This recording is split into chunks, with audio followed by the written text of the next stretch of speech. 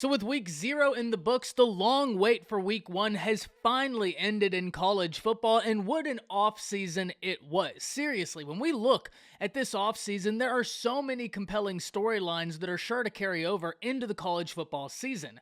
Some of those storylines we need to take a look at today, because when we look around the college football landscape for 2022, there are several new faces in the head coaching department that are going to be making their head coaching debut that we need to pay attention to, including Brent Venables with the Oklahoma Sooners, Dan Lanning with the Oregon Ducks, Marcus Freeman with Notre Dame, Brent Pry at Virginia Tech, and Tony Elliott at Virginia. Today, we need to talk about how these first-year head coaches can garner a ton of attention and build the foundations for a successful career. Before we do, as always, y'all know the drill. I need to hear from you. Hop down to the comments, Y for yes, N for no. Are you excited for these first-year head coaches to get their start in college football? And let me know what you're thinking. If you are new to the channel, be sure to subscribe. Hit that bell notification as I do constant college football content. You don't want to miss any of it. And if you enjoyed the content, be sure to like and comment down below, as those interactions are massive. But having said all that, let's start, because there are several names in the head coaching department that have never coached a game as a head coach, but have a ton of positive experience within college football. If we look, week 1 is full of matchups that are sure to garner the attention of college football fans everywhere that are going to include first-year head coaches, such as a game that I cannot wait for. Personally, I think it's the game of the week in week 1, and that's Notre Dame Ohio State, as Marcus Freeman, who's been killing it on the recruiting trail, as they currently sit with a top 5 recruiting class in the nation, in Marcus Freeman's first year as Notre Dame's head coach, take on Ryan Day and the Buckeyes. And look, as much as we talk about Alabama being on a revenge tour in 2022, I think it's safe to say that Ryan Day and the Buckeyes are also going to be on a revenge tour. They did not finish last season the way they would like, and because of that, they're going to look to turn some heads this season, and they certainly have the talent to do so, especially on offense and defensively. But if you're Marcus Freeman with Notre Dame, you get the opportunity to start off week 1 with an incredible test. You genuinely pull one of the toughest opponents in all of college football week 1. The benefit of that is you get a very real glimpse as to who your team is. And your team is going to have to learn on the fly very quickly, especially with a new quarterback, because it's not only Marcus Freeman making his college football debut, but Tyler Buchner is also making his debut for Notre Dame. Now, that being said, he got a lot of positive experience last season, so it's not like this is his first game within college football. Notre Dame used him in packages last year, and he was very successful, but he's now the full-time starter. Everything rests on his shoulders, and he's going up against a very, very talented foe in Ohio State that's going to be looking to show college football that defense is here. At the end of the day, there's really no better way to start off the year if you're Marcus Freeman, because if Notre Dame wins this game, it's a massive win for Marcus Freeman in his first year as a head coach. If Notre Dame loses a close game, well, we look at the situation and say, yeah, Ohio State's one of the best teams in the nation, and Notre Dame just proved they belong.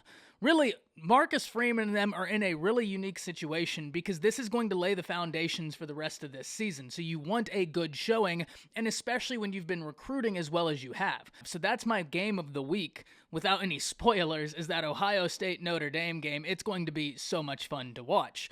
But that's not the only game that we need to circle that a first-year head coach is involved in. Because as great as I think that Ohio State-Notre Dame game is going to be, there's a game that carries some very intriguing storylines into it, and that's Oregon-Georgia.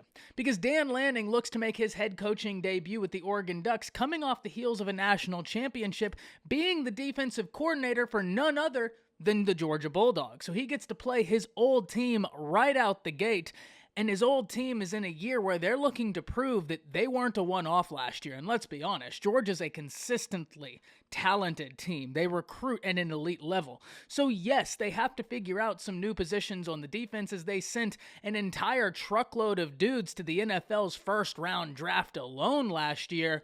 But at the same time, we also have to understand they still have Kirby Smart. I understand Dan Lanning was the defensive coordinator, and he coordinated a stellar defense, all credit to him, and he's not there anymore. but they still have Kirby Smart, and they still recruit at an elite level. So I'm not buying into any sort of notion that Georgia's going to fall off massively defensively, not when they have the players they have, not when they have the defensive mind and Kirby Smart still there. However, I digress, because if anybody knows how to go about defending the Georgia offense, it's probably Dan Lanning, because he did so in practice. And why do I bring up defending the Georgia offense? Because you may be sitting there thinking, but Ty, the Georgia defense is the real threat to Georgia. While I don't disagree that that defense is very stout and that defense needs to be taken seriously, Georgia's tight end room is the best in the nation, in my opinion. They have got dudes there, and if you don't calculate how to stop them correctly, they're going to just run all over you with those tight ends. And they don't just have one guy. They have several dudes that they have a lot of faith in. One such guy, Brock Bowers, set it on fire last year, but they also have a tight end who's like 6'7", 6'8".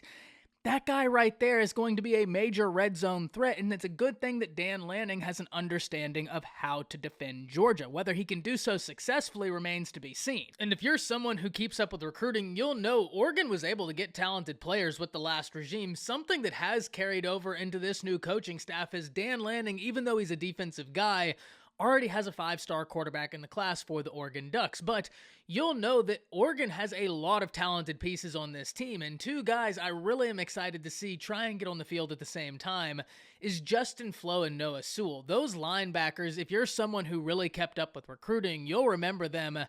I think college football as a whole needs to be excited about what their upside is, especially Justin Flo, who's had unfortunate injuries in his early career, but hopefully this is the year it all comes together, especially with Noah Sewell being able to play right next to him. Can they make a dent in Georgia's offensive attack, especially with the tight ends? Well, that remains to be seen, but what we do know is, on paper, it's a very explosive duo, and I'm very excited to see them make an attempt at it.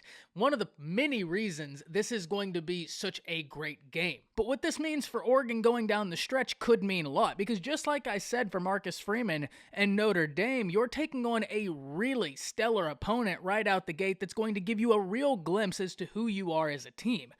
If you win this game, it's a massive win, but if you can even lose this game close, you're still adding legitimacy into the building blocks that is the foundation of your career with Oregon.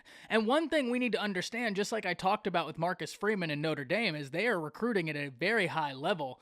Dan Lanning has a 5-star quarterback. And when we look around the nation at some of these new hires made, Marcus Freeman's in the top 5 recruiting classes in the nation, defensive guy.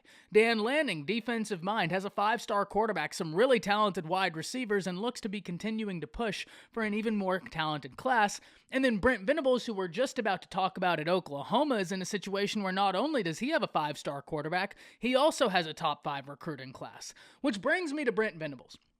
Because Brent Venables taking over at Oklahoma for Lincoln Riley is sure to have the eyes of the nation watching. However, unlike Marcus Freeman and Dan Lanning, he doesn't have to open up week 1 with a top 10 opponent, because OU will be opening up week 1 against UTEP. Now, I understand you never overlook an opponent. However, this is a game that OU should win handedly, so long as they go out there, handle business, and play their game. That does not mean that we can't learn anything from this game, though. I always maintain it does not matter who your opponent is, you cannot underestimate them, and there is always something to learn about both them and yourself in every single football game. Sometimes the lessons are far greater, sometimes they're smaller, but there's something there. It's all about if you're willing to find it. Against UTEP, I think a lot can be taken away. First and foremost, what does the Brent Venables defense look like? Because if you're asking OU fans right now around the nation what they're so excited about, I think most of them are going to talk to you about the defense they want to see under Brent Venables. The defense we've seen affect college football so positively for the Clemson Tigers, while Brent Venables was the defensive coordinator for Clemson. Coming back to Oklahoma, I should say, they've got some intriguing pieces on this defense. Now, they lost some guys both on defense and offense to the NFL, to the transfer portal, and some of those guys were incredibly talented, but they also did a lot of positive work in the transfer portal. I always talk about this. Not only did they sign a top 10 recruiting class, but they signed a top 10 class in transfer portal acquisitions, one of only 3 teams to do so, depending on which recruiting site you look at. being Texas OU and the Alabama Crimson Tide. So that's great work in both recruiting and in transfer portal acquisitions. But I bring your attention to transfers because they get some guys on the defensive front that I think are going to be a huge benefit for Brent Venables in year one. I think those guys right there are going to add a ton of relief to not only the linebackers for Oklahoma, but especially the edge rushers, because they have some guys coming off the edge they really like, but if the interior presence can come out strong, it's going to alleviate pressure on the whole front seven. I digress off the defense a little bit because we need to step back, look a little bit bigger picture with Oklahoma. The offense is something to be excited about as well. Jeff Lebby comes back to Oklahoma, and he's known for high-powered offenses.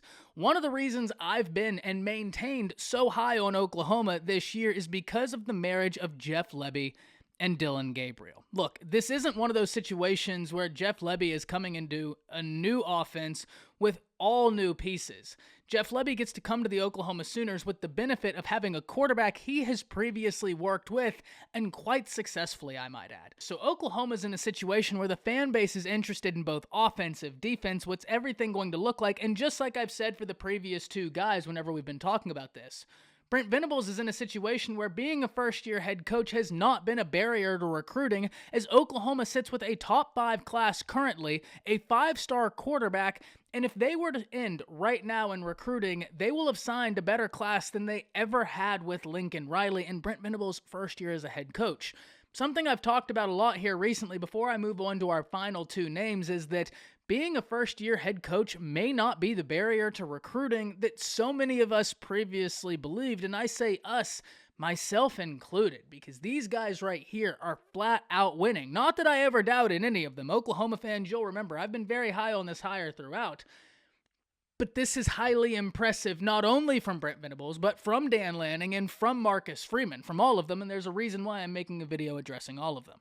The last two names I need to bring your attention to are both in the state of Virginia, as Brent Pry takes over at Virginia Tech. And this is going to be something I'm watching closely, and the reason why is something that if you've been following my channel for a while, you may know. I've been really intrigued by Grant Wells, the former Marshall quarterback. Whenever he had his college football debut, I was watching that game, and he was very impressive as a true freshman with Marshall. Showed that he had some upside. I've been very keyed in on how he's going to develop thereafter, and now that he's at Virginia Tech, you can bet your bottom dollar that I'm going to be watching Virginia Tech closely to see how he does. Now, luckily, Brent Pry has the benefit of opening with Old Dominion, so much like Oklahoma, an opponent that you should be able to beat, though Old Dominion got the better of Virginia Tech in one of their matchups not long ago, a loss I hope Virginia Tech has close to the forefront of their minds so that it does not happen again. And the last hire we're going to talk about is Tony Elliot at Virginia, and this is really intriguing because storylines. Last season, Tony Elliott was the offensive coordinator for Clemson, and we all know last year Clemson's offense did not look like the Clemson offense we'd all been so accustomed to seeing under the previous few quarterbacks, being Trevor Lawrence and Deshaun Watson. Now, that being said, those were very special college football quarterbacks, but at the end of the day, DJ Uiagalelei is a 5-star quarterback who, when he came in as a true freshman, put up a lot of big numbers, something we just did not see happen his sophomore season. Tony Elliott gets to put himself in a situation where he has a new scene around him, but he's got a very talented quarterback that he can hit the ground running with. And that's a guy that I think can really light it up. And much like OU, much like Virginia Tech, you open up against an opponent that, while once again, they're not going to lay down and give you the game, so long as you play your brand of football, you should come out victorious in Richmond. The Richmond Spiders are a team that I expect Virginia to beat, especially when you have Brennan Armstrong, and I do believe he is very talented, but that's a great situation for Tony Elliott. Walking in and having a quarterback that you have that much faith in. Now, that being said, other areas of that team are going to have to come together, and it's going to be interesting to see how they're able to mend those areas. But if you're an offensive coordinator walking into a new situation, you couldn't really ask for a better quarterback to inherit than a Brennan Armstrong. When we look around the nation right now, there are so many new coaching hires that we can talk about that I didn't even get into today because I just wanted to focus on a very small subsect of them, brand new head coaches. Not guys that have new scenery, just brand new head coaches themselves. This video turned out a lot longer than I had anticipated, but that's what happens when it's week 1 of college football, and I've been excited to talk about this forever. Hop down to the comments, let me know what you're thinking about this. Can't wait to hear from you. That's it. See ya.